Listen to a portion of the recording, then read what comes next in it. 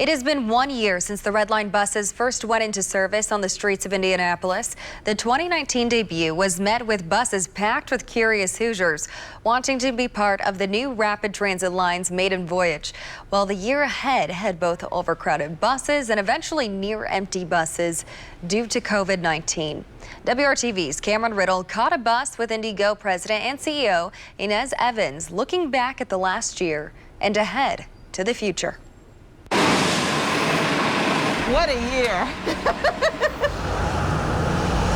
From completing the first Red Line project, which is the first of 3 BRT projects for IndyGo, completing the project under budget and ahead of schedule, being one of the largest BRT electric systems in the country, that's a lot to celebrate.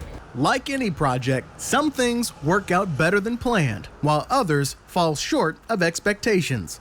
Evans shared with me the #1 letdown of the Red Line. The buses. The buses have not lived up to our expectations, our contractual expectations of running 275 miles. The 60-foot all-electric buses are built in California by bus manufacturer BYD. They're supposed to run the entire length of Route 90 for 8 to 10 hours a day on a single charge.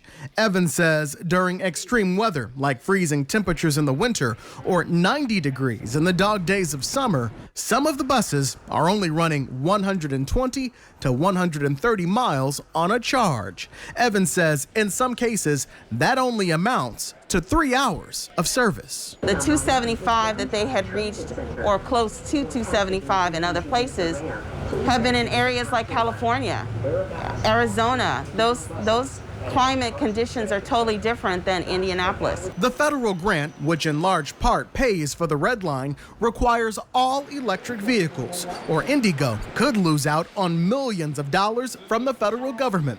Right now, IndyGo is exploring buying buses from another manufacturer while still holding BYD to its promises. The bus troubles may lead some to ask, why pay for buses that can't get the job done? We haven't paid for the buses.